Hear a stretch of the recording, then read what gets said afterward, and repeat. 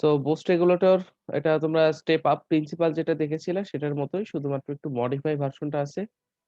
We have connected a diode here which is actually connected in parallel in forward bias with the source, আর একটা filter capacitor এখানে add করছি। Filter capacitor add করার কারণ ছিল তোমরা অলরেডি জানো যে তোমাদের যে স্টেপ আপ ছিল, স্টেপ আপের output voltage was like this,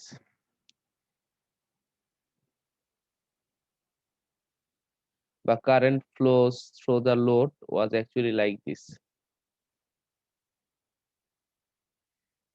তাই না? এটা স্টেপ আপের ভোল্টেজ ছিল, স্টেপ আপে ধরো কারেন্ট ছিল, বা কারেন্টটা হয়তো তোমার একদম পিওর শেপ স্কয়ার শেপ না হয়ে এরকম হতে পারে আরকি, ডিউ টু ইন্ডাকট্যান্স। এখন প্রবলেম ছিল যে আমাদের স্টেপ আপ হচ্ছিল সবই ঠিক আছে। কিন্তু আমরা আসলে এরকম ডিসকন্টিনিউয়াস ভোল্টেজ এবং ডিসকন্টিনিউয়াস কারেন্টের জন্য we could not use that particular structure directly. আমরা সরাসরি সেই স্ট্রাকচারটাকে ইমপ্লিমেন্ট করতে পারি নাই। তার পরিবর্তে আমরা যেটা করছি, আমরা স্ট্রাকচারটাকে স্লাইটলি একটু মডিফাই করছি। কি মডিফাই করছি? এখানে একটা ক্যাপাসিটর এড করা হইছে। এখানে একটা ফিল্টার ক্যাপাসিটর এড করা হয়েছে। এই ফিল্টার ক্যাপাসিটরের কাজটা কি জানো? ফিল্টার ক্যাপাসিটরের কাজটা হচ্ছে যেমন মোড 1 সময়ে যখন আসলে এই সোর্স থেকে কোন কারেন্ট আসবে না, সেই সময়টা capacitor will maintain a continuous current আর constant current across this load. So basically without this capacitor তুমি এখানে আউটপুট ভোল্টেজের যে তোমার রিপলটা আছে এটা তুমি কমাইতে পারবা না ১। ২ নাম্বার হচ্ছে যে তোমার আ কনভার্টারটা এটা হচ্ছে ডিসকন্টিনিউয়াস মোডে অপারেট করতে পারে বা ডিসিএম মোডে অপারেট করতে পারে। টু মেক সিউর যে তোমার কনভার্টারটা কন্টিনিউয়াস কারেন্ট মোডে অপারেট করে, এজন্য এখানে একটা আলাদা তোমার এনার্জি স্টোরেজ ডিভাইস নিয়ে আসতে হবে যেটাকে আমরা ক্যাপাসিটর বলতেছি। ওকে? এটার অপারেশন তোমাদের আগের মতোই। আমি একটু কুইকলি যাই।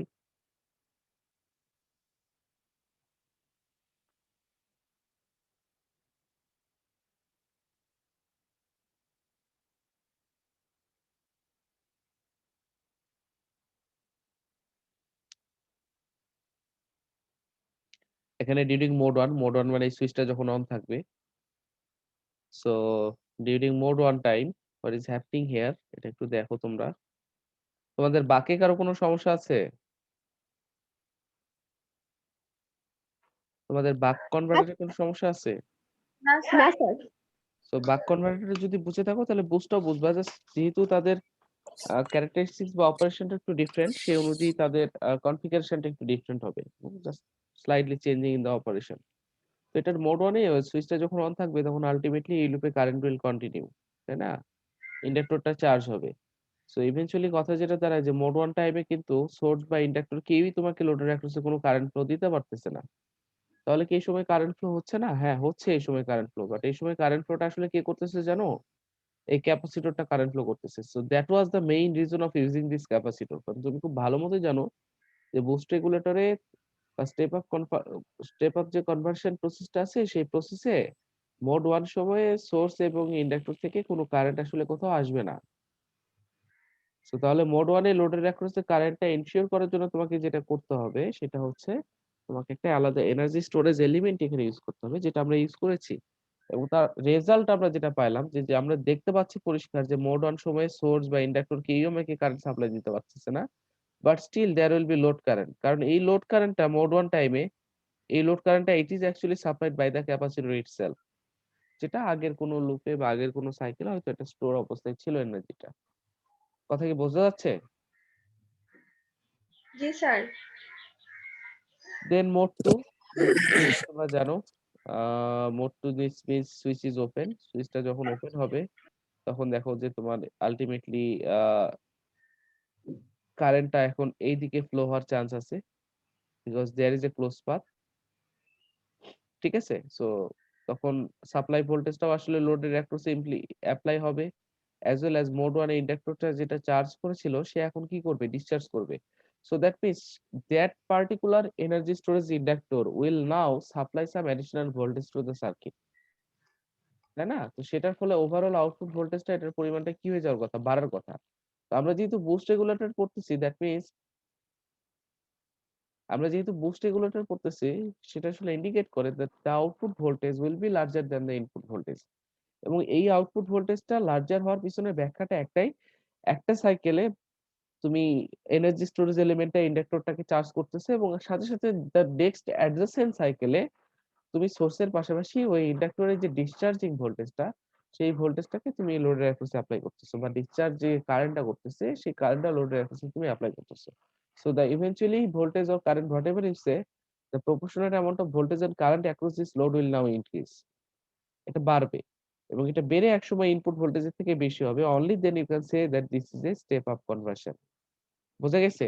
বাট এটার কনফিগারেশন দেখি আমরা মোটামুটি শিওর যে আমরা স্টেপ আপ অপারেশনের যে জিনিসটা পড়েছিলাম এখানকার অপারেশনও একইভাবে কাজ করতেছে। শুধু ডিফারেন্স হচ্ছে যে ওখানে ক্যাপাসিটর ছিল না, এখানে একটা ক্যাপাসিটর দেওয়া আছে। তো সেটার এক্সপ্লেনেশনটা আমি তোমাদেরকে প্রথমেই দিয়ে দিলাম যে কেন ক্যাপাসিটরটা এখানে দেওয়া আছে। ক্যাপাসিটর দেওয়ার উদ্দেশ্য হচ্ছে to make sure that the converter is actually operating in continuous current mode.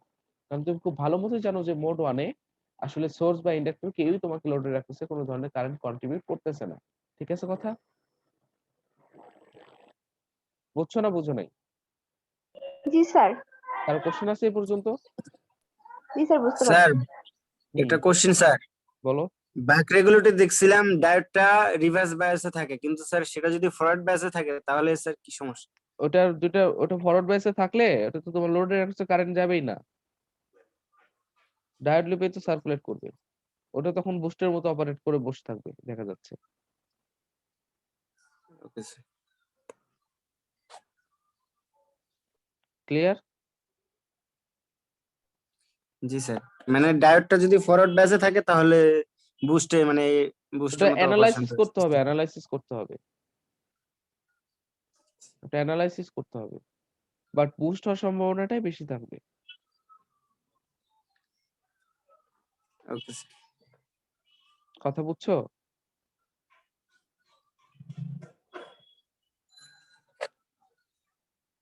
কারো কোশ্চেন আর?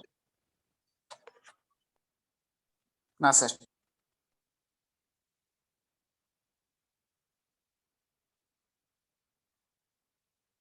আর কিছু আছে?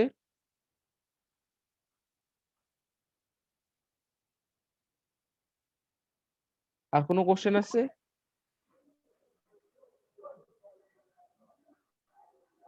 ওকে, চলো আগাই আমরা। না স্যার। সো আমরা এখন আমাদের ফিগার গুলো একটু দেখি।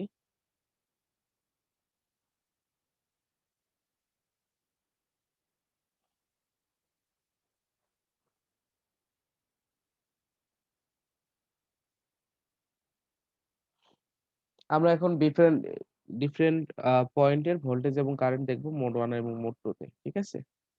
দেন আমরা ম্যাথমেটিক্যাল ডেরিভেশনটাতে যাব। সো এটা প্রথমটা তোমরা জানো, এটা ডিসি সাপ্লাই ভোল্টেজ, পরেরটা সুইচিং, তারপরেরটা হচ্ছে যে ভিডি।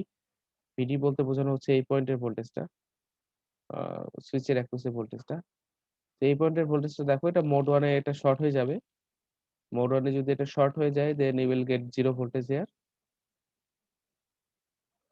মোড 1 এ এটা শর্ট হয়ে গেলে একটা শর্ট টার্মিনাল ভোল্টেজ তুমি কত পাও? জিরো পাও। ভিডি মানে এই পয়েন্টের ভোল্টেজ বোঝাচ্ছে। ওকে, তো এখানে আসলে কি আছে? এখানে আমাদের সুইচটা আছে না? এখানে আছে কি? এখানে আমাদের সুইচটা আছে, রাইট? এই সুইচটা আছে। তো switch is actually on of. এটা তো ওই যে তুমি যে সুইচিংটা পালসটা দিয়েছো সেটা রেসপেক্টেড অন অফ হচ্ছে। তো এখন এই পয়েন্টের ভোল্টেজটা কি হবে? সুইচটা যখন অন থাকতেছে বা মোড অন সময় যখন থাকতেছে তখন the switch is I consider to be ideal. তার মানে ডিরেক্ট শর্ট হবে। তার মানে এই পার্টিকুলার পয়েন্টে মোড অনে তুমি কোনো ভোল্টেজ পাচ্ছ না।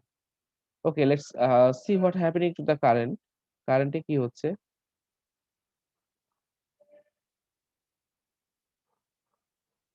কারেন্ট দেখো এই লুপে কারেন্টটা সার্কুলেট করতেছে, তাই না? ইন্ডাক্টরের ভিতর দিয়ে কারেন্ট প্রথমে যখন সার্কুলেট করবে the current will rise because inductor charge হচ্ছে।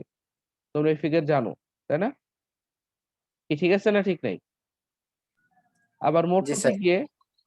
গিয়ে ইন্ডাক্টরটা কি করবে? ডিসচার্জ করবে। মোড 1 এ ইন্ডাক্টরটা চার্জ হবে so the current will rise. Mode 2 তে ইন্ডাক্টর ডিসচার্জ হবে that means the current will fall. ঠিক আছে কথা? সো মোড 2 তে গিয়ে দেখো এই কারেন্টের পরিমাণটা কমে যাচ্ছে।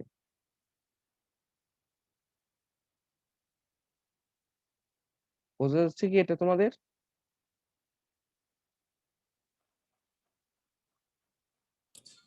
জি স্যার।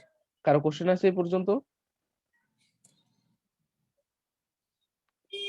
দেন আমরা আইএল দেখলাম, আইএল আমরা বুঝছি। দেন আই ওয়ান বলতে আসলে বোঝানো হচ্ছে কোন কারেন্টটা একটু দেখো। আই ওয়ান বলতে বোঝানো হচ্ছে যে কারেন্ট থ্রু দ্য ডায়োড। এই কারেন্ট থ্রু দ্য ডায়োড যেটাকে আইডি বলা হচ্ছে, বা এটাকে তোমরা আই ওয়ান নাম দিতে পারো, আই ওয়ান। সো ঘটনা যেটা দাঁড়াচ্ছে যে মোড ওয়ানে কারেন্ট এই লুপে সার্কুলেট করবে, তার মানে ডায়োডের অ্যাক্রসে কারেন্টের পরিমাণটা 0। সো মোড ওয়ানে I one is equals to 0 আসতেছে। ইউ সি মোড ওয়ানে আই ওয়ান এর মানটা কত দেখানো আছে এখানে, 0 আসতেছে। এরপরে মোড টু যখন আসলো, মোড টু মানে সুইচটা যখন ওপেন হয়ে গেল, তখন ইন্ডাক্টর আর ডায়োড এই দুটা সিরিজে চলে গেল না? সিরিজ যদি যায় তাহলে সিরিজে কারেন্টটা কি থাকে, সমান থাকে। তাহলে মোড টু তে ইন্ডাক্টরে যে কারেন্টটা পাবা সেই কারেন্টটাই বেসিক্যালি হবে তোমার কি এখন ডায়োডের ভিতর দিয়ে কারেন্ট। সো মোড টু তে ইন্ডাক্টরে যে কারেন্টটা পাচ্ছি সেই কারেন্টটাকেই কিন্তু এখানে ডায়োডের অ্যাক্রসে কারেন্ট আই ওয়ান বলা হচ্ছে। ক্লিয়ার? বোঝা গেছে এটা? আবার যখন মোড অন আসবে, যখন সুইচটা আবার তোমার শর্ট হয়ে যাবে, তখন eventually current flowing through the diode is 0। বুঝতেছো কথাগুলা? জি স্যার। কারো কোশ্চেন আছে? না স্যার।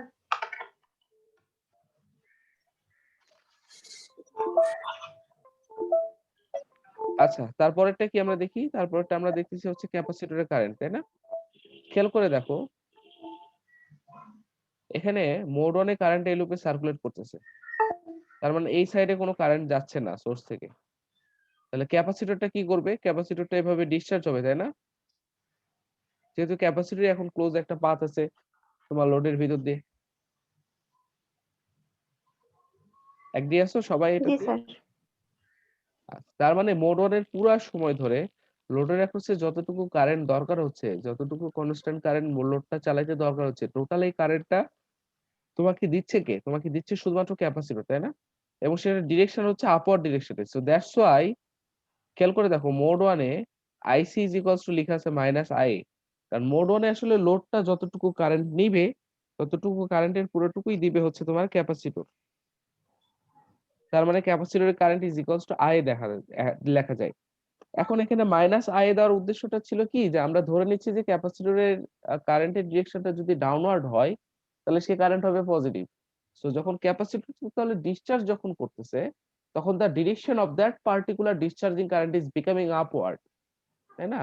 তো সেটা রেসপেক্টে আসলে সেই কারেন্টটাকে আমরা নেগেটিভ দেখাচ্ছি, বিকজ আমাদের রেফারেন্স পয়েন্টটা হচ্ছে ডাউনওয়ার্ড দিকে, বা ক্যাপাসিটরে চার্জিং এর কারেন্টের যে direction that is our reference.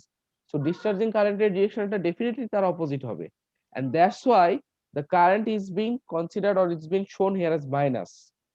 Minus দেখানোর উদ্দেশ্য বলতেছে যে ক্যাপাসিটর ইজ নাও ডিসচার্জিং। আর এটা কনস্ট্যান্ট হওয়ার কারণ হচ্ছে, খেয়াল করে দেখো মোড ওয়ানে কিন্তু ইন্ডাক্টর বা সাপ্লাই কোনোভাবেই ক্যাপাসিটর বা লোডের একটা কানেক্টেড হতে পারতেছে না। তার মানে মোড ওয়ানের পুরো সময়টুকু জুড়ে ক্যাপাসিটরটাই আসলে লোড কারেন্টটাকে কনস্ট্যান্টলি সাপ্লাই দিচ্ছে। সো ক্যাপাসিটর কারেন্ট আর load current is equals to capacitor current, একই কথাই বলতে পারো। ক্লিয়ার? জি স্যার। কারো কোশ্চেন আছে? না স্যার। না স্যার।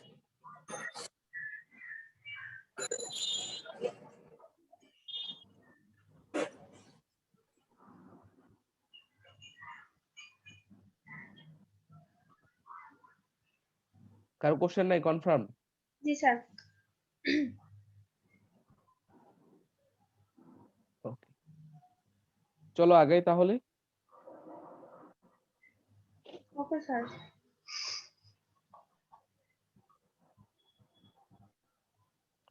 দেন এটা হচ্ছে ক্যাপাসিটর অ্যাক্রসে ভোল্টেজ দেখানো আছে। ক্যাপাসিটর অ্যাক্রসে ভোল্টেজ মানে তো বুঝতেছো, মোড ওয়ানে ক্যাপাসিটরটা ডিসচার্জ হচ্ছে, তাই না?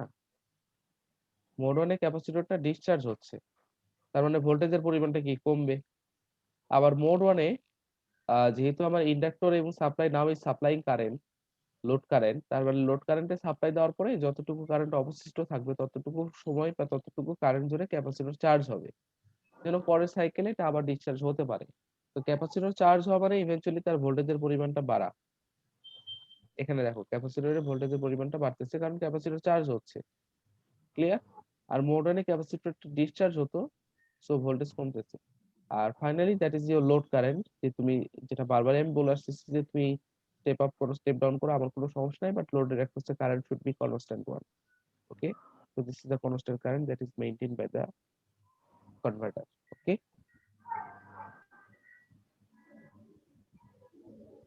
স্যার Clear এটা? কনস্ট্যান্ট কেন হলো স্যার? হ্যাঁ, কনস্ট্যান্ট কেন হলো? লোড কারেন্ট কনস্ট্যান্ট না, DC load constant current draw করবে না তোমার। জি স্যার। তো ওটাই তো তোমার উদ্দেশ্য ছিল, আদারওয়াইজ তো তোমার এই ক্যাপাসিটর বা এই ডায়োড নিয়ে আসার দরকারই ছিল না। তুমি তো সরাসরি স্টেপ আপ এর যে কনফিগারেশনটা সেটা ব্যবহার করতে পারতা, বাট সেটা ব্যবহার কেন করা হচ্ছে না? কারণ হচ্ছে যে ওইখানে ডিসকন্টিনিউয়াস মোডে কনভার্টারটা অপারেট করে। খেয়াল করে দেখবা ওইখানে কিছু কিছু সময় ভোল্টেজ এবং কারেন্ট ইন্টারাপ্ট হয়। সো এই ডিসকন্টিনিউইটিটা সলভ করার জন্যই আরেকটা এনার্জি স্টোরেজ এলিমেন্ট তোমার সার্কিটটাতে অ্যাড হয়েছে, হুইচ ইজ ক্যাপাসিটর। ওই ক্যাপাসিটরের ডেডিকেটলি কাজটাই হচ্ছে যে আউটপুটে রিপল ভোল্টেজ কমানো। কিভাবে সে কমায়? সে কনভার্টারটাকে কন্টিনিউয়াস কারেন্ট মোডে অপারেট করায়। That means mode 1 A supply বা ইন্ডাক্টর যখন তোমাকে কারেন্ট সাপ্লাই দিতে পারে না, সেই সময় কারেন্ট আসলে ক্যাপাসিটর তোমাকে লোডের অ্যাক্রসে কনস্ট্যান্টলি সাপ্লাই দেয়। সো মোড 1 এ ইভেনচুয়ালি তুমি খেয়াল করে দেখো, মোড 1 এ লোডটা কারেন্ট পাচ্ছে তোমার ক্যাপাসিটর থেকে, মোড 2 তে কারেন্ট পাচ্ছে তোমার ইন্ডাক্টর বা সাপ্লাই থেকে। তার মানে দুইটা মোডেই কিন্তু লোডের অ্যাক্রসে কারেন্ট ফ্লো করার একটা উপায় তুমি বলে দিছো বা একটা কনফিগারেশন তুমি করে দিছো। আর যেহেতু দুইটা মোডেই একই পরিমাণ কারেন্ট ফ্লো হচ্ছে, so that's why the current is becoming constant over here. আর সবচেয়ে বড় কথা হচ্ছে যখন তুমি লোডটা রান করবা, it will draw a constant current. ঠিক আছে? জি স্যার। কারো কোশ্চেন আছে? না স্যার। কনফার্ম করো। জি স্যার। ওকে, চলো আমরা এখন ম্যাথমেটিক্যাল ডেরিভেশনটাতে চলে যাই।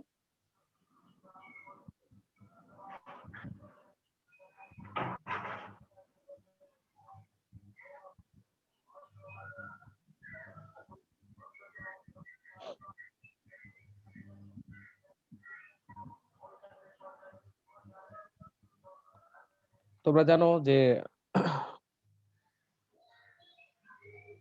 আমরা কনভার্টার অ্যানালাইসিস করার জন্য আমরা কিছু ম্যাথমেটিক্যাল ফর্মুলেশন বা কিছু প্যারামিটার আমরা ডিরাইভ করি ডিসি টু ডিসি কনভার্টার। কি কি প্যারামিটার ডিরাইভ করি? এক মিনিট, আমার একটা কল আসছে।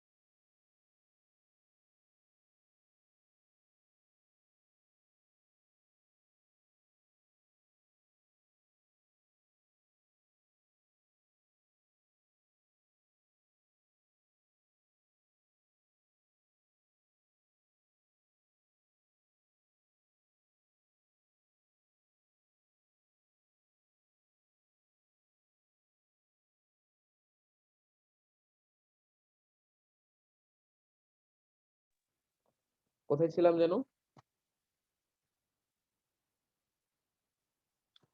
কোথায় ছিলাম? ম্যাথমেটিক্যাল ডেরিভেশন করতে হবে, তাই না? জি স্যার। তো ম্যাথমেটিক্যাল ডেরিভেশনের প্রথম স্টেপ আমরা যেভাবে করে আসছিলাম ওই আগের মতো করেই।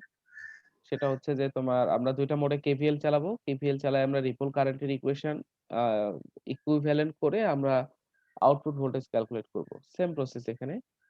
এই ফিগারে তোমরা দেখতে পারবা যে মোড 1 এ তুমি যদি কেভিএল এপ্লাই করো তাহলে কি কথা দাঁড়াচ্ছে। মোড 1 এ কেভিএল এপ্লাই করলে জাস্ট এই লুপে কারেন্ট সার্কুলেট করবে। So eventually VS is equals two simply VL লিখতে পারো। আর মোড 2 তে কারেন্টটা এই লুপে সার্কুলেট হচ্ছে। তার মানে ৩ টা কম্পোনেন্ট এখানে আসবে। Supply, this inductor voltage and this load voltage. Capacitor আর লোড প্যারালালে আছে, একটা ভোল্টেজ রিলে হলো। সো তো আল্টিমেটলি এই মোড 2 তে যখন কেভিএল চালাবা তখন will be like this VL plus V। Then তোমরা ইকুয়েশনে VL এর মান বসাবা LdI/dt। বাকি প্রসেস তোমরা জানো, সেখান থেকে রিপল কারেন্টের ইকুয়েশনটা বের হবে এরকম। দেখো ফার্স্ট মোডে অ্যাপ্লাই করা আছে তোমার VS VL। এখান থেকে সেম প্রসেস আগের মতোই।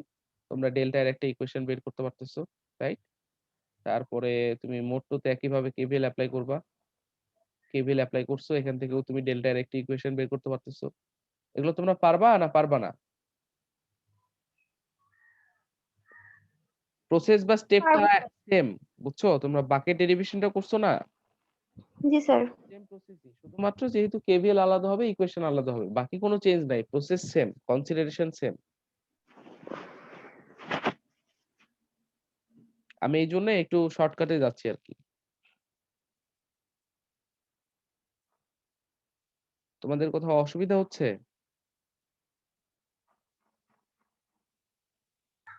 না স্যার। স্যার দেখতে হবে। হ্যাঁ, এটা তোমরা করে নিতে পারবা। জি স্যার। জি স্যার। সো তারপরের স্টেপটা কি ছিল? তারপরের স্টেপটা ছিল যে আমরা ২ টা ডেল আই পাইছি, ২ টা ইকুয়েশন থেকে ২ টা ডেল আই সমান করব। ২ টা ডেল আই সমান করে ইকুয়েশনটাকে যদি সলভ করি দেন আমরা আউটপুট ভোল্টেজের ইকুয়েশনটা পাবো। দেখো এটা বুঝো কিনা। এটা আমাদের স্টেপ আপে ছিল না ইকুয়েশন? তোমাদের মনে আছে? স্যার। স্টেপ জি আপ স্যার। প্রিন্সিপালে যেটা ছিল এখানে একই ইকুয়েশনটাই তোমরা পাইছো। V = VS divided by 1 minus K। এই অংশটুকু দেখো কারো কোনো অসুবিধা আছে কিনা, থাকলে জানো।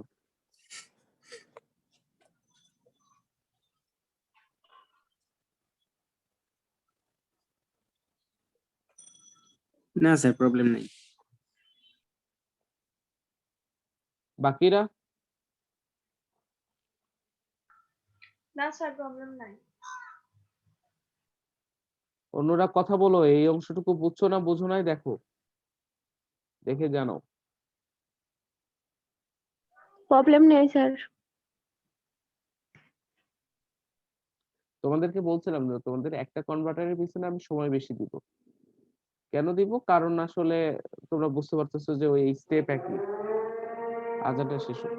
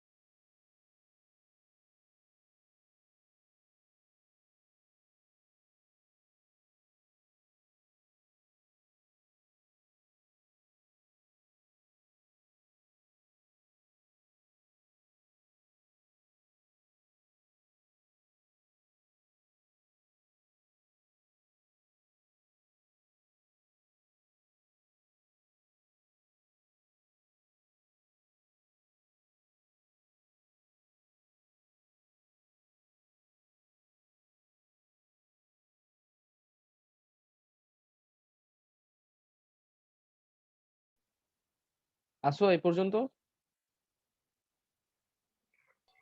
জি স্যার। Okay fine.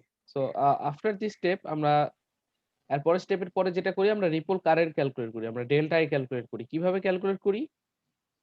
আমরা এই ইকুয়েশন থেকে টি2 এর মান বের করি, এই ইকুয়েশন থেকে টি1 এর মানটা বের করি এবং finally T is equals to T one plus T two এই ফর্মুলেশন থেকে আমরা জেনেরিক একটা রিপল কারেন্ট ডেল্টা এর ইকুয়েশনটা আমরা ডিরাইভ করি, তাই না? চলো দেখো এখানেও একই জিনিসটাই করা আছে।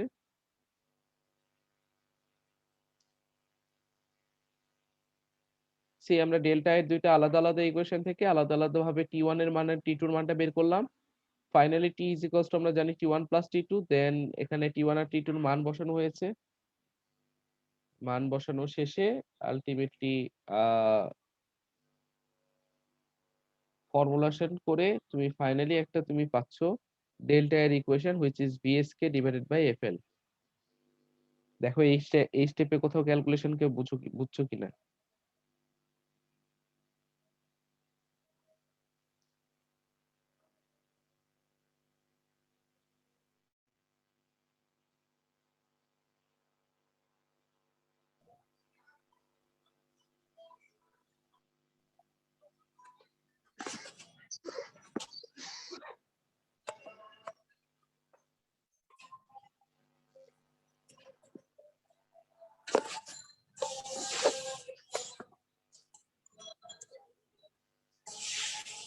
জি স্যার, পারবো।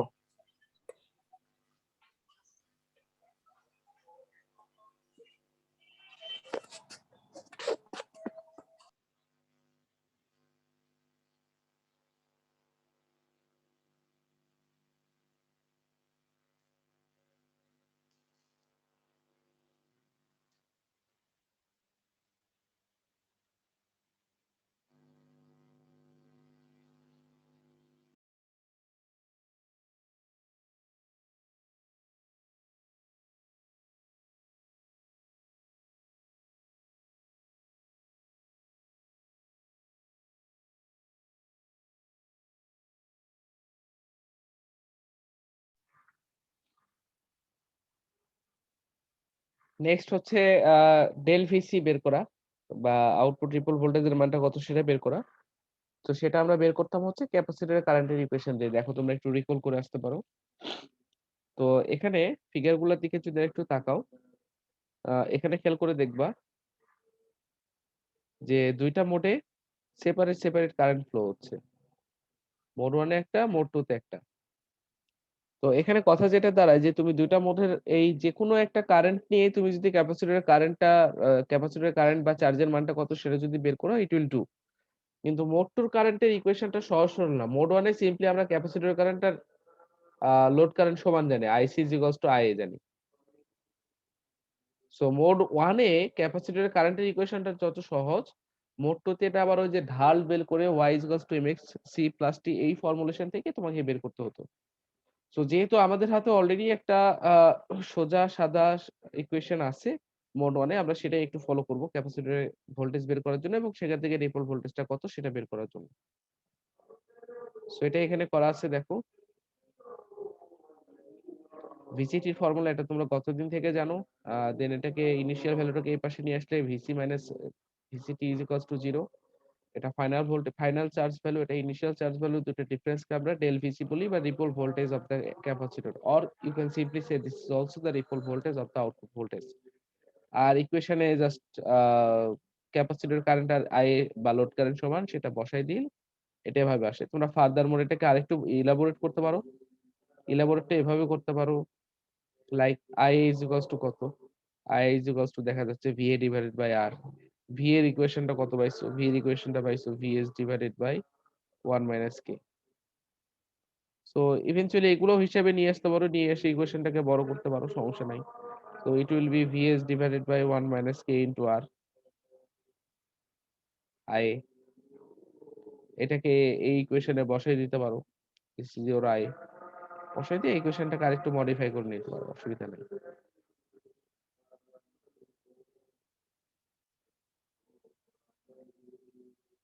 ঠিক আছে?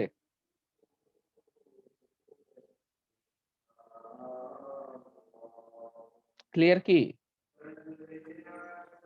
আরে জি, রেসপন্স স্যার। করো না হলে তো স্যার। বুঝবো না, তোমরা বুঝতেছো না, বুঝো নাই। জি স্যার। ওকে, দেন ফাইনালি আমরা সিসিএম বা কন্টিনিউয়াস কারেন্ট মোডের জন্য আমরা মিনিমাম ভ্যালু অফ ইন্ডাক্টর আর মিনিমাম ভ্যালু অফ ক্যাপাসিটর কত সেটা সিলেক্ট করি। কন্ডিশনটা আগের মতোই, জাস্ট এই ডেরিভেশনে যে যে প্যারামিটারস গুলো পেয়েছো সেগুলো এখানে বসায় দাও। বসাই দিলেই তুমি হচ্ছে যে এখানে এলসি বা ক্রিটিক্যাল ভ্যালু বা minimum value of the inductance কত হইতে হবে এবং CC minimum value of the capacitance কত হবে সেটার দুটির ইকুয়েশন বের করতে পারবা। এবং এই ইকুয়েশন দুটোর সাহায্যে তোমরা আসলে ক্যালকুলেট করতে পারবা যে whether sub converter is operating in continuous current mode or not, বা এটা করতে পারো যে কনভার্টারটাকে কন্টিনিউয়াস কারেন্ট মোডে অপারেট করার জন্য তোমার ডিজাইন করার জন্য তোমার এলসিসিসি এর ভ্যালুগুলো কত হবে। There is many applications of this. ঠিক আছে, সো এটা ছিল তোমাদের বুস্টের ডেরিভেশন।